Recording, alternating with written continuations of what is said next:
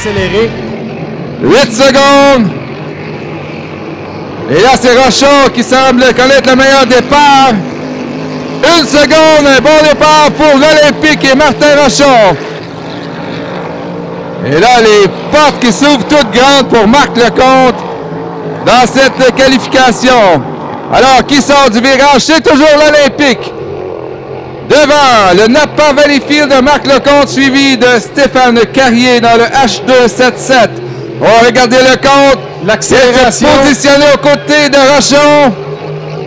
Lecomte semble vouloir prendre les devants dans cette course, mais Rochon qui tient bon. On est dans le deuxième virage et là, Rochon qui ne laisse pas sa place. Là, et voilà Rochon qui est toujours côte à côte avec Marc Lecomte. Ouais, il tient bon dans le corridor intérieur. Un excellent virage pour l'Olympique. Mais là, regarde l'accélération sur le droit du Napa Racing. Ah, Lecomte a montré toute la puissance du Napa Valleyfield. Et demeure quand même assez large dans le deuxième couloir. C'est Lecomte qui est premier, suivi de l'Olympique et de Martin Rochon.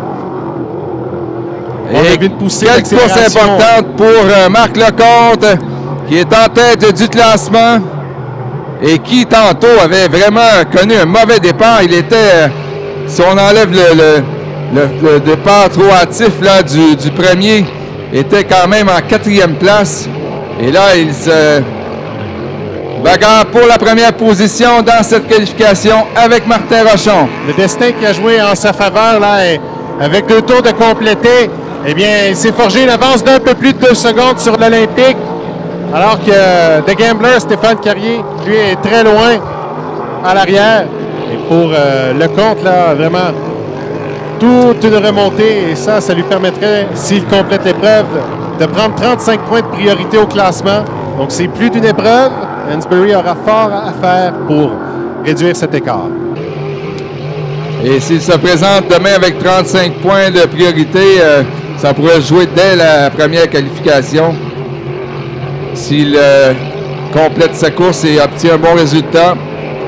Alors, Lecomte, là, qui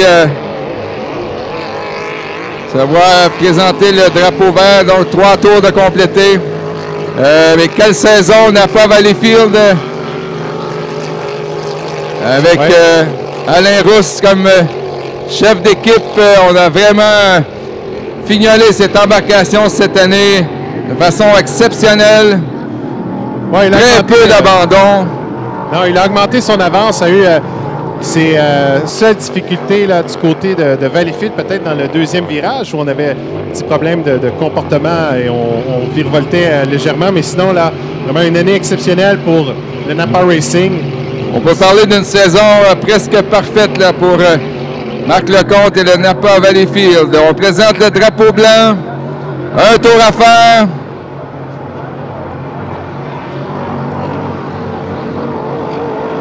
Martin Rochon, quand même, pour aller chercher une bonne deuxième position et se positionner justement en vue de la finale. Ouais, Rochon, ce matin, avait terminé 3e, donc une deuxième position, ça le positionne bien pour la journée de demain. Un demi-parcours à faire pour Marc Lecomte, le meneur de cette course et le meneur au classement s'il complète cette course. Donc, il vient de prendre une bonne option là, sur le titre de l'Atlas Hydro 350 en gagnant cette course. Le voici, dernier droit, Napa Valleyfield, Marc Lecomte. Une autre victoire pour le H104. Avec un excellent temps de 4 minutes. Alors, il prend momentanément 35 points de priorité sur Hansberry qui sera de la prochaine vague. Donc, Hansberry, lui, a une épreuve de plus à courser et vraiment, lui, il aura la victoire dans sa mire. En deuxième, Martin Rochon avec l'Olympique, le H73. Alors, excellent résultat pour lui.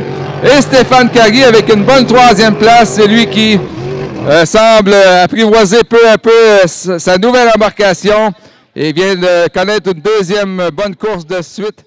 Donc...